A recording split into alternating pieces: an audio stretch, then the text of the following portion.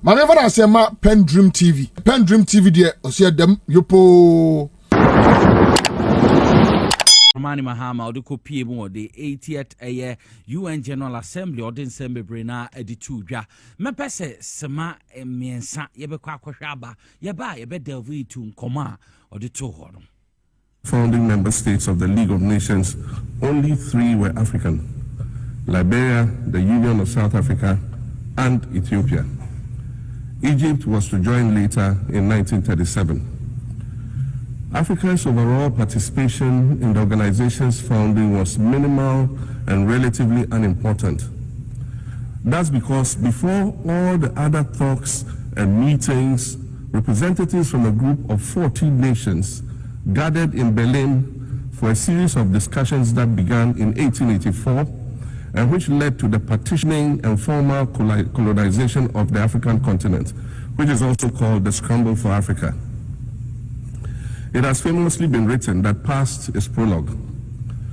Well, in the past, the majority of the 54 nations that now comprise Africa were never offered a seat at the table where plans for a new world order were being drawn.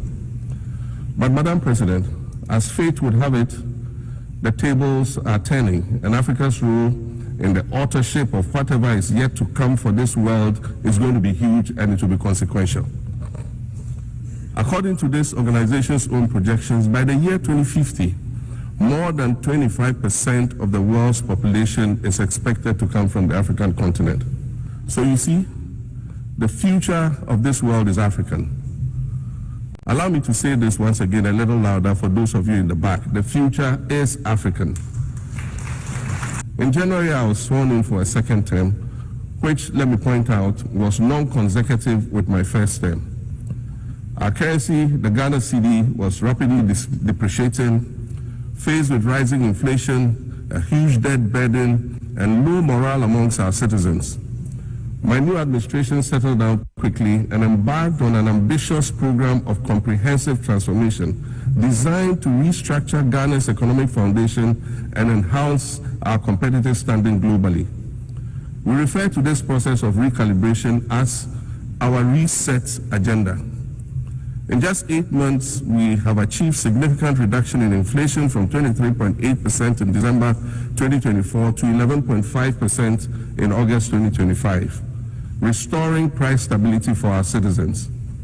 Additionally, our currency, the Ghana cedi, has appreciated considerably against other currencies, with Bloomberg reporting it as the best performing currency in the world at one point.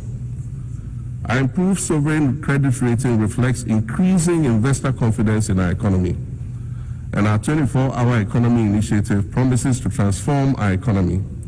And there's a renewed willingness amongst our people to trust that their elected officials have Ghana's interests at heart and that we're progressing together. Madam President, we cannot normalize cruelty. We cannot normalize hatred. We cannot normalize xenophobia and racism. If we're going to tell a story, let's not tell it slant. Let's tell all the truth.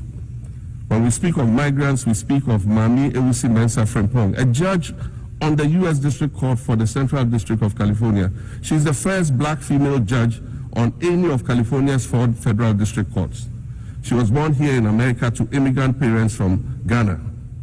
We speak of Peter Bosman, a medical doctor in Ghana who moved to the town of Piran in Slovenia in the 1980s and later became the first black mayor of Piran, the first black mayor in Slovenia and in the whole of Eastern Europe. We speak of T. Michael, the iconic Ghanaian Norwegian artist and designer, and of course we speak of the late Kofi Annan, former United Nations Secretary General.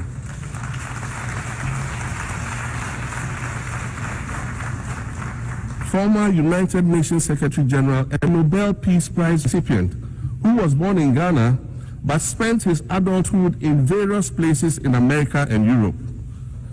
These are people who have brought great distinction to the countries that they decided to call home.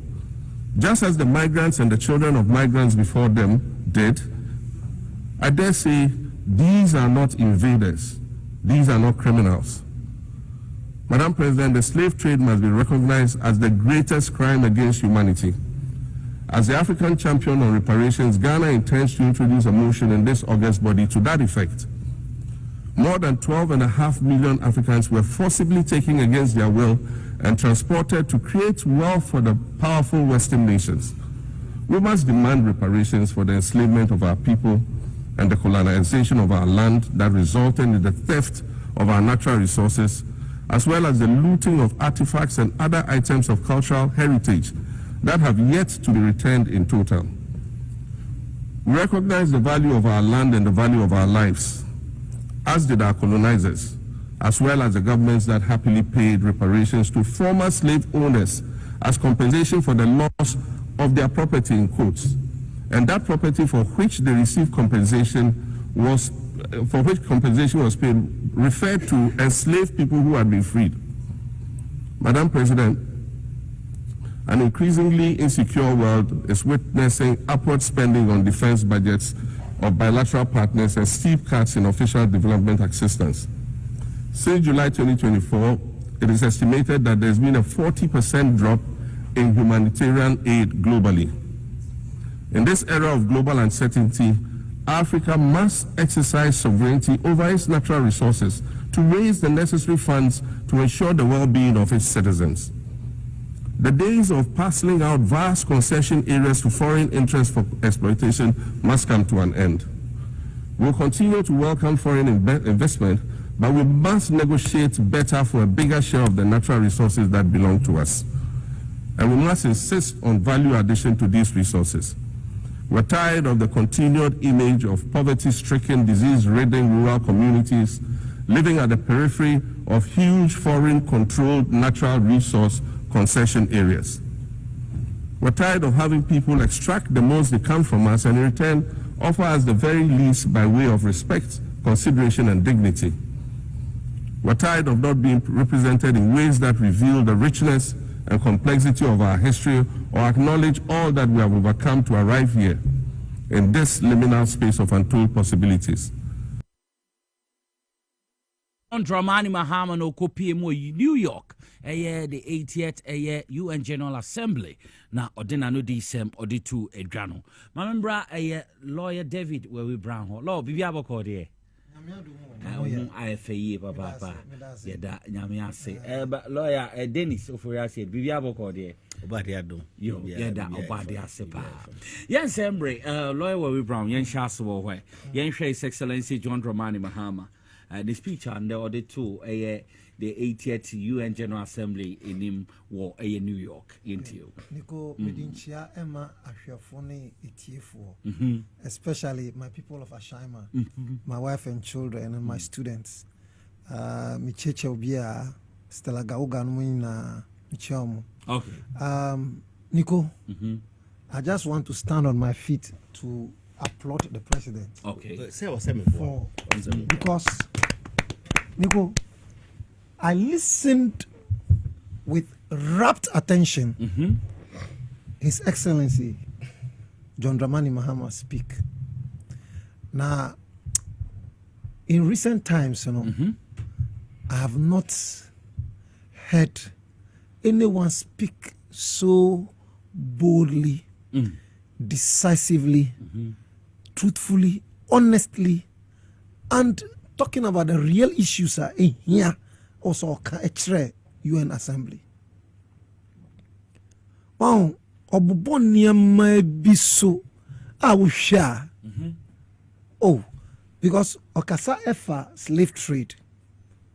And so I edi ebrayen and okasa for reparation.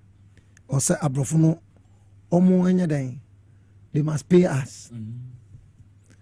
Na adia hemi nwanwa a hemi da okaya me who say His Excellency is now very well prepared to lead Ghana to another level. And say, or see, say resources, natural resources na ya wo aya abrofu fi amanone omoba no muni yen sign agreement na omudi yemfa say resources no mu yi agudie na majority eko omo ekrom omo ho na yenya kitikiti bi no was saying, Also, we are tired of the foreign controlled natural resources. Concession area. Exactly. Now, one we are also value addition. Yes. I know me say resources be a free Africa and a free Omanga Namuno. I was say yedi value account. Yedi value count yes what and yes yedi kwa scan ebeka amanoni. But say majority ebeba yenchen. Okasanso efa abrofuna mobile ye heritage artifacts ni sanye mamobe fumu ye koye. Tise se na India British nako we are diamond chebi aye ahin chebi a diamond kese bi wo mamu sisa gold now omo sisa bebre de koye no. Na uko Britain na omo mine gold. Now so they will brag and say they have the largest gold in the world. Omo nyane ewa. Now okasanso efa issues of refugees ni difficulties are SCO Africa na eba Africa. Yes, we are in the same world. But say refugees in some Europe, the way are UN for responding no. Omo responding the same way. Say issue no about Africa. And no akwa discrimination bisa. Mi team omampenso also akasafa sa veto power bina. Ya na yasi countries be our veto. Asem si omama they can veto and say ni ebe ye ni no. Or see debi it is time we change the narrative. Because we are all sovereign states. Na mi tie san semi no. And mame who say Nkrumah has been reborn. Because Niamana Vishina na Nkrumah ewo okasa won't say he's speaking for Ghana, speaking for the African continent, you know. And then Masanti another one. If His Excellency John Dramani Mahama Nchai. Wow.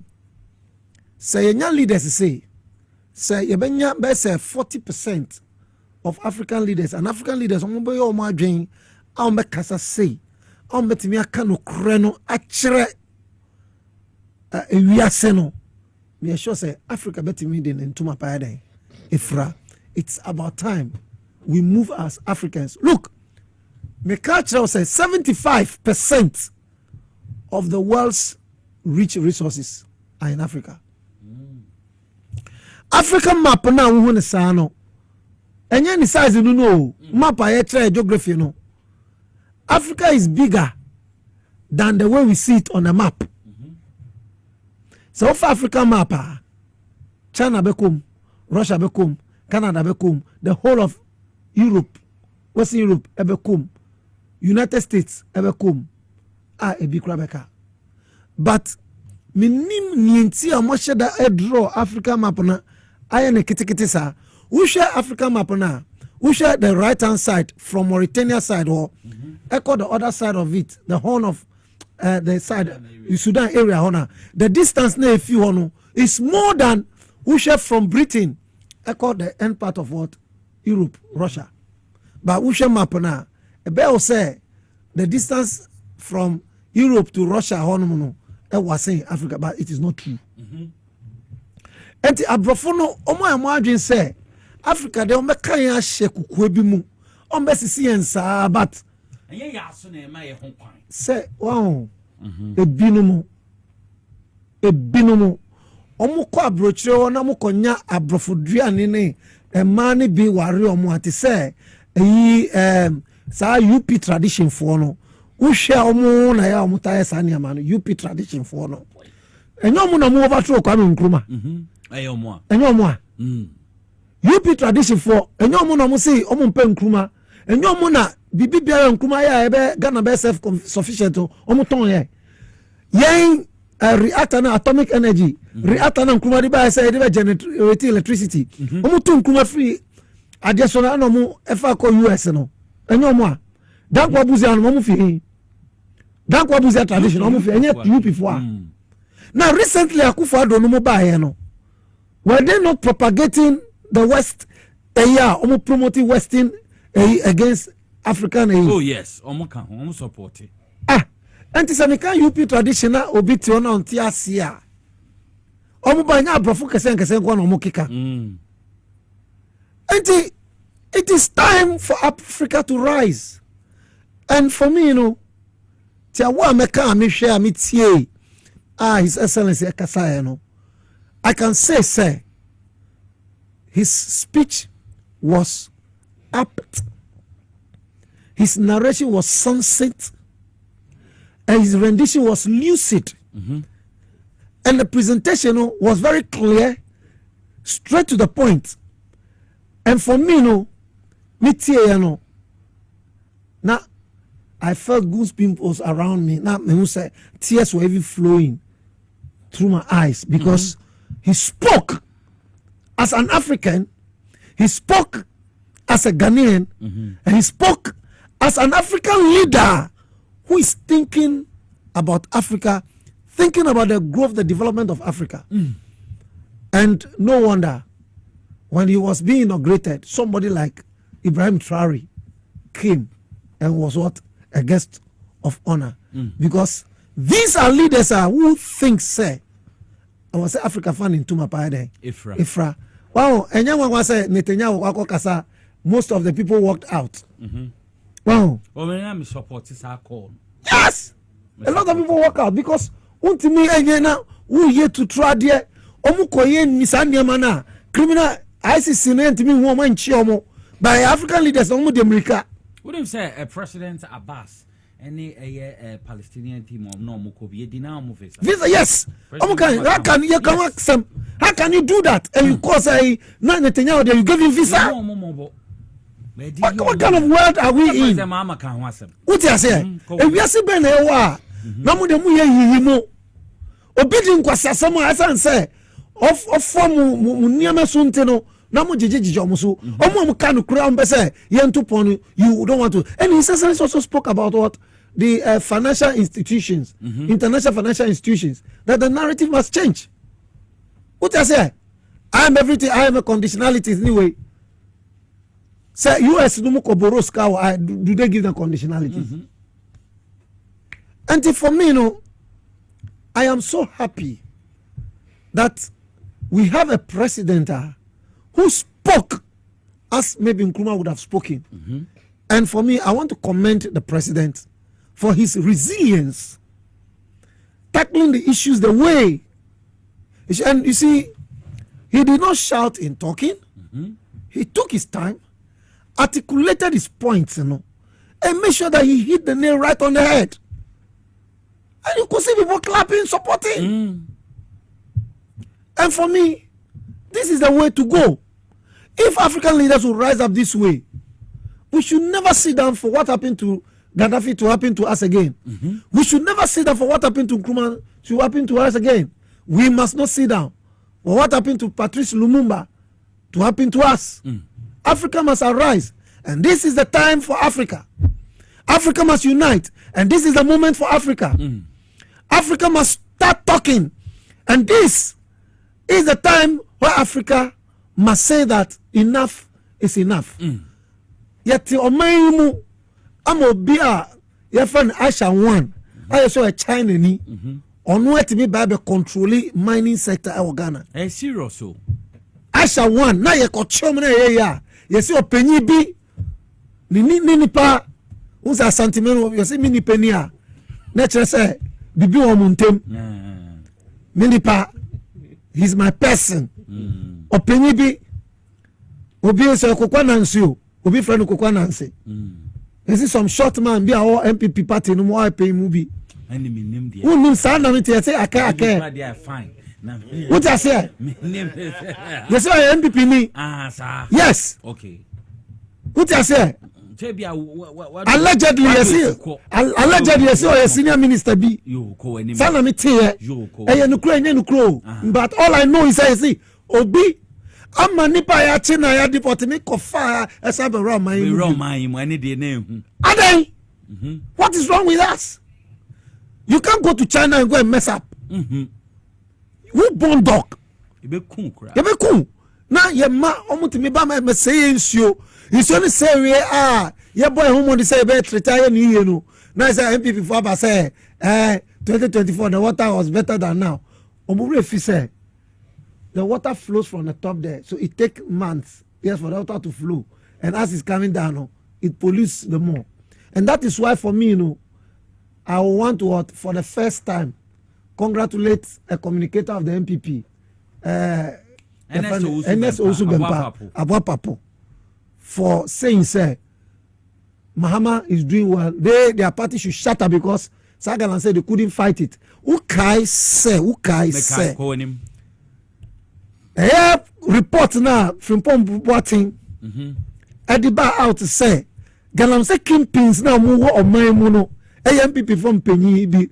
No catch on say no more and no book at Chran say, party Yesika. Ukai. Mekai party Yeska. A bill to say, wound to minimum a conta mining. I say a conta michi amiti a series a conta obi a wakonta obi a waware ninu ba. Yes. Let us a conta mining no. Ebia oni obi ya to the din a conta mining. Yo maimu. And your man at home, Madia. What I say? Yo maimu. Okay. And now is she be by ya? Your friend a Japade document. Who can that document? And the document was played. Nyamana ya try or document no. Omu yi bi e kire ye. Enye say ye sorry waka etie bia nka omu ton. And for me the call at the UN General Assembly by His Excellency the President, one narrative was a good call. And I think we need to applaud the President for being bold, speaking directly to the issues. Okay. And I must say that he spoke with alacritus vim. Alacritus vim. Say vim ahondimbi and alacrity zeal now would ye jumano. Enti ahondinu la mi pa say zeal no ahondimum. Look, for me, I don't know his mind. Okay. But if there was an opportunity for me to say President Mahama should continue the leadership of this country, if there is, why not? Because so far, so very good. He's doing so well. And I think that a leader like that should be supported. But if the time comes, I don't think, sir, we may also want to change the constitution to create any problem. On like I said, but why not? If the time comes, now Ghanaian says so and so, me, I'll support it too. I can also be president. But if somebody is doing well, why not support that person? I can be president. I'm about 40. I've crossed the 50 year. They say. I'm about 50. Now I'm in Australia. Me looking young kakra. I'm a bomb bra. What I say? Whether he's looking young or old. Me share my colleagues be no many some mpono Oma craft gray hair never be brave. Oma say but by the grace of God I think I'm not looking too bad. What I say? Nicole will say, what they buy? Meaning baby or they buy? Baby, my body. Écoute, il y a des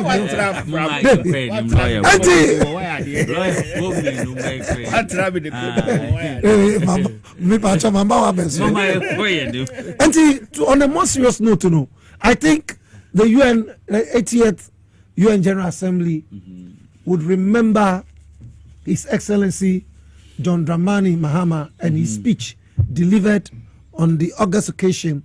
And I believe that I was saying it's all part of the resetting agenda. We cannot reset Ghana and not reset Africa. It must start from somewhere. And for me, His Excellency's delivery was great. I mean, and you could see that he interspersed his speeches with quotes. And he acknowledged the quotes from those he was quoting, not somebody without giving apologies to those they are quoting from, making it look as if it is their own speech. We don't do things like that. And I must say that you can see the seriousness address, and the applause shows that everybody sitting there agreed with him, except maybe the naysayers, those who believe that they must still trot, Africa must still be under their feet. But we have crossed that line. And I can tell you today, look, Minia, the recent games, World Championship now, games now, Yes. athletics.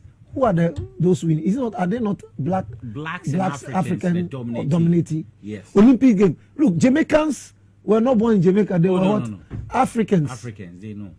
I getting it. Yeah. And then when you go to NASA, you see a lot of Africans doing great and mighty things over there. What I say? Go to Europe and across the globe. And no Max now, you can was on South African. Are South Africans not Africans? They are Africans. And Africa has come of age. And I must say, let's say that the world should allow Africa to progress. Okay. And they should stop putting fetters. They should stop putting impediments. They should stop putting bridges. And they should stop creating confusion in Africa and allow Africa to express herself. Yebeda lawyer where we brown as a papa mamenko lawyer Dennis Ofuria Siedo. Yentiwe. Minia,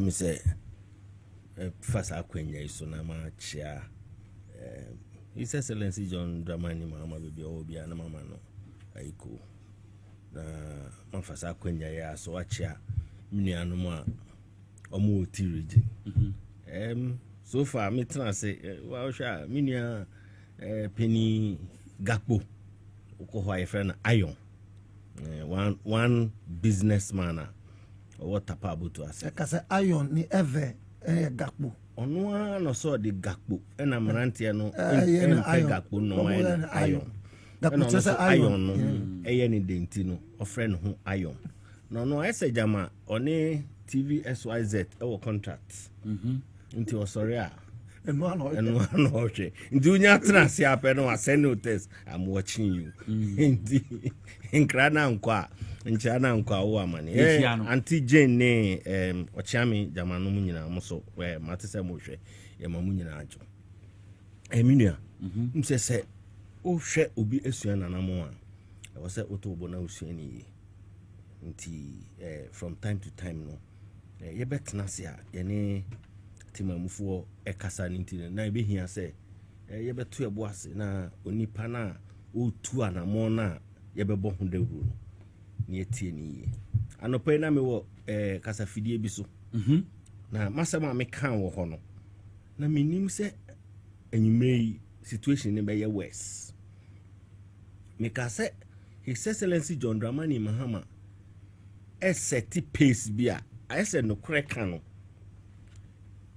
or they do another level ma communication ma party communicators ni bi because sometimes no it be used to mixing the truth with some twists one of the any straight truth nti e ba sa na asechire no kra ye de am na eden na mami kasa me kasa with reference to the statement and I say the COVID pandemic no draw Africa back by 20 years, African economy back by 20 years. Na yenu no more senior sen I'll describe all UP tradition. I so be in so far no. In so far wa hu anansen tan wo insio no sukra mpa hwe ada dey say ship bi na ka block nti ube hurasum nti His Excellency ka say COVID-19 draw Africa economy back by 20 years no ena no pa utia uni akukudro kra wo kuma beti they were trying to say after they were jatun say COVID any second one here there Russia, Ukraine, and the economy ni crash here into NDC for your trantron in the that was not it. Papa Nona or Kano Kreno or Ma or Kaiti Mamufo. He was not even saying anything new.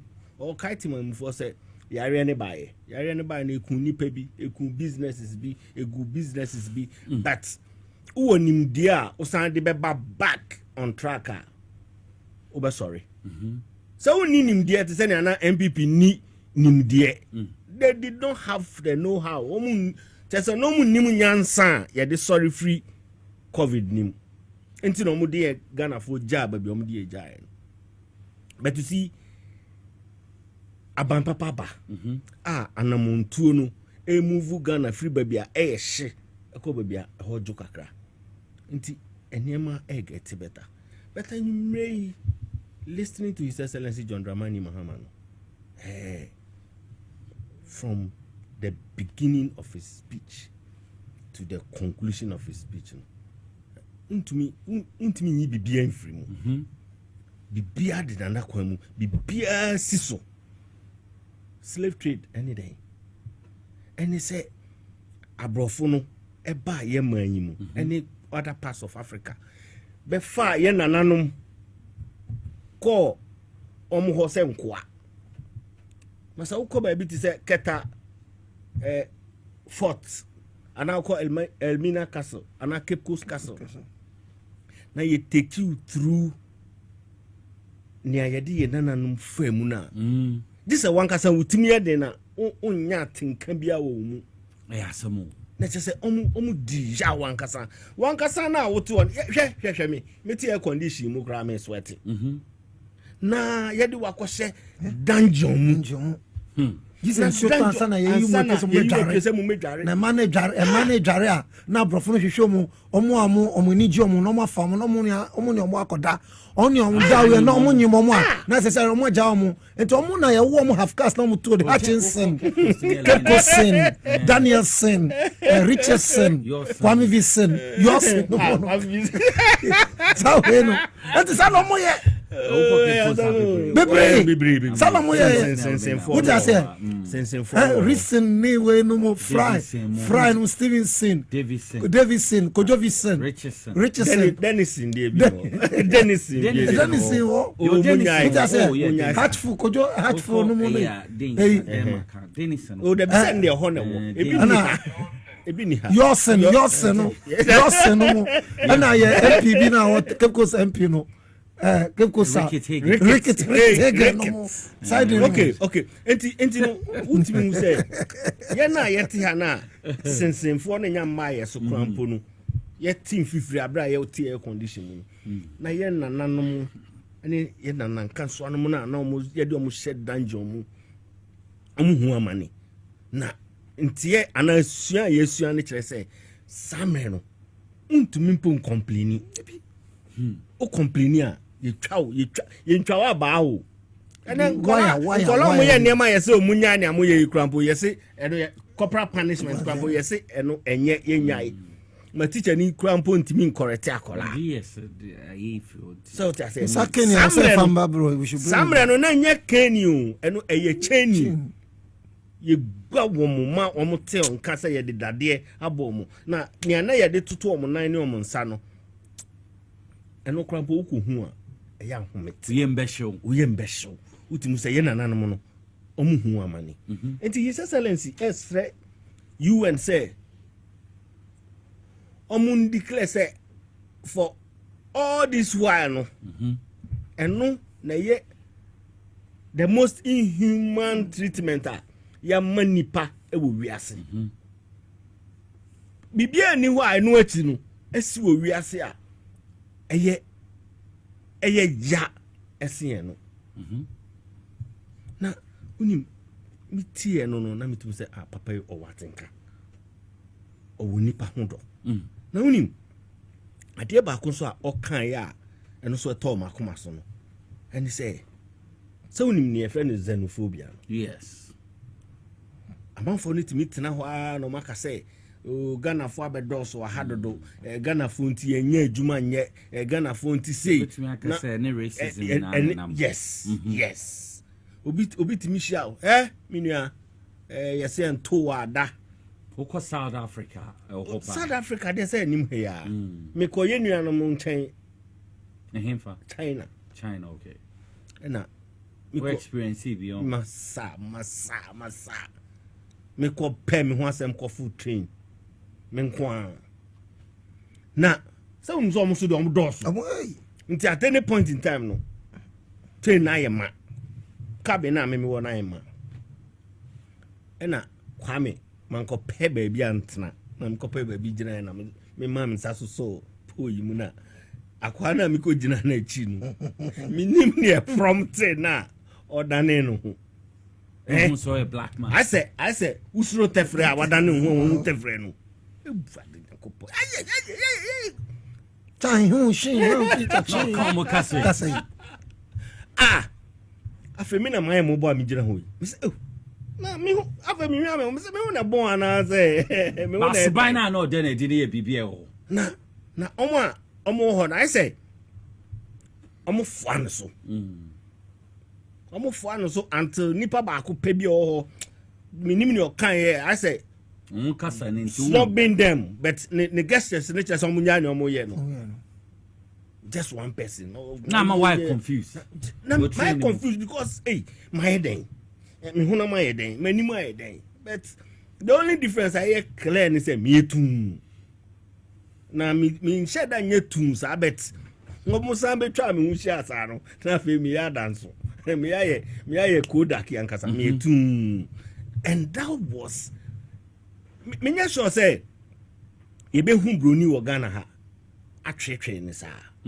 Alice yan crampo de so na yes besa asoso so am crampo so na yes so am so no crampo no bebre se discrimination so na yes so am so ehun yan kola na ehun ma tato ni obroni kokko ma che ya dedre ya ide to sa anyum no na yan ne ya de kwakwo mo but omo no de no hu ya omo de pampam ye enu nya ye ne ma his excellency say yentimi nsusoso yentimi nkoso nsusoso na utrase na utie peni a o de sanse mu nyina tutu dwa na chese utum se obo ewiase ene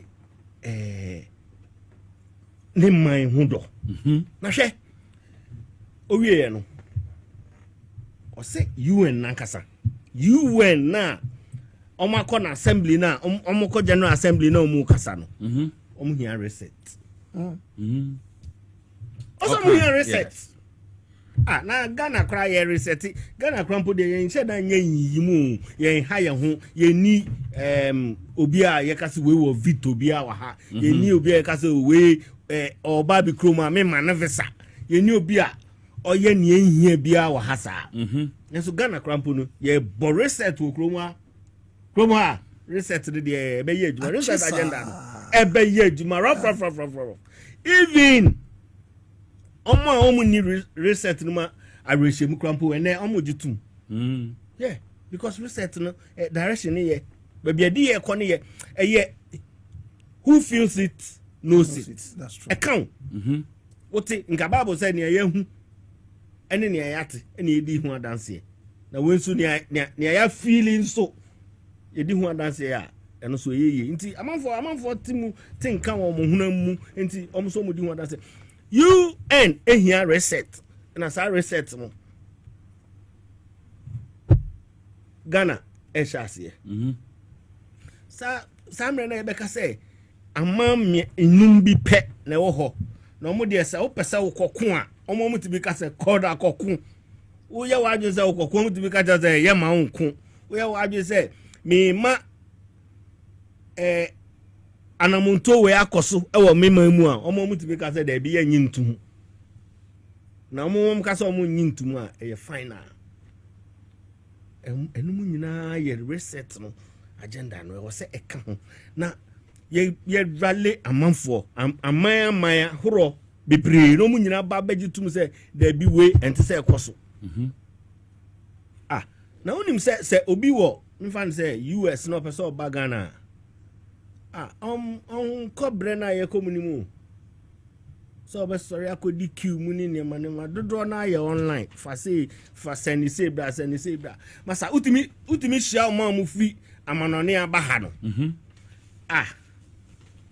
na unini di nkomo ati se ba ko bi ofi Australia ba be I think 8 years ago no be madamfo menene di nkomo 1-on-1 na me na hwe mami tra de hwe na me na kwamna kuma kra situation yes wa hwe and say on former French president Nicolas Sarkozy sentenced to 5 years in jail after being found guilty of conspiracy over efforts to procure funds from Libya. Obi amwa Libya amwa ko gu Libya say Gaddafi say na on nam FHA for his campaign.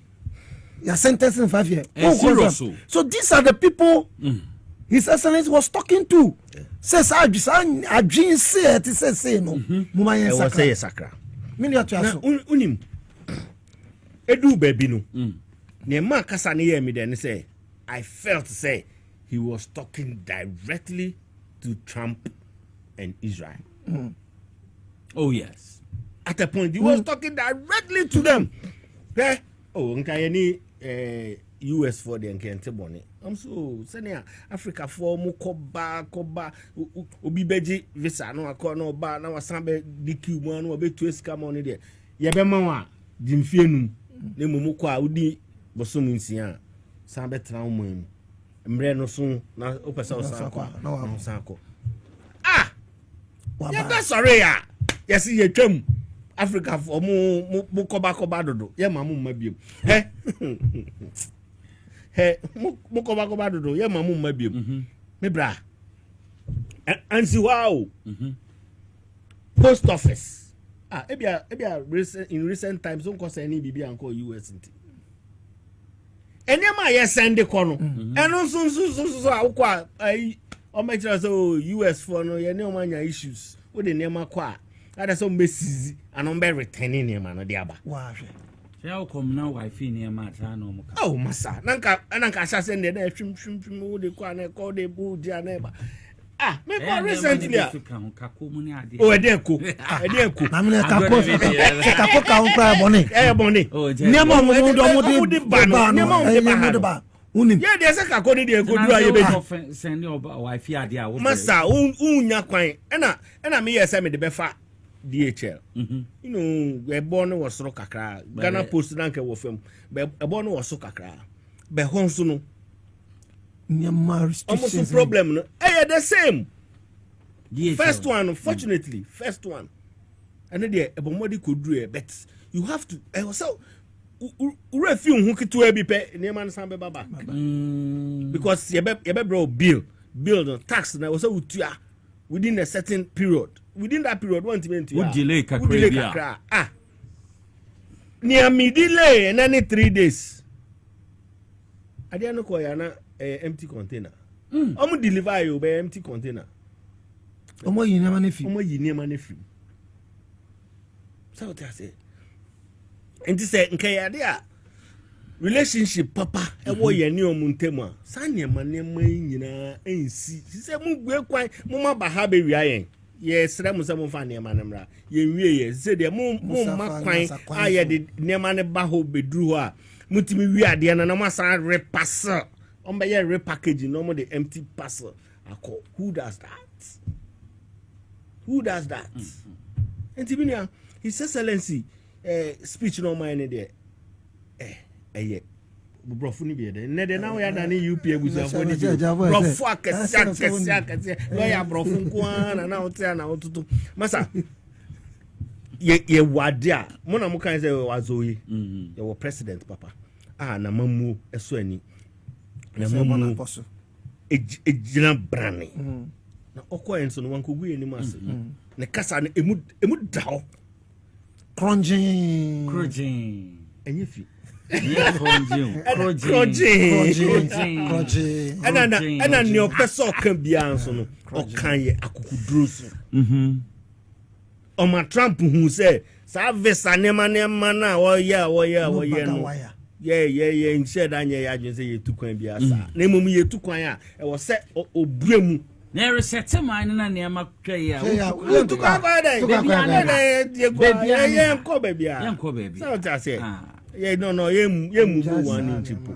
And to me, a reset agenda, and Edanequim.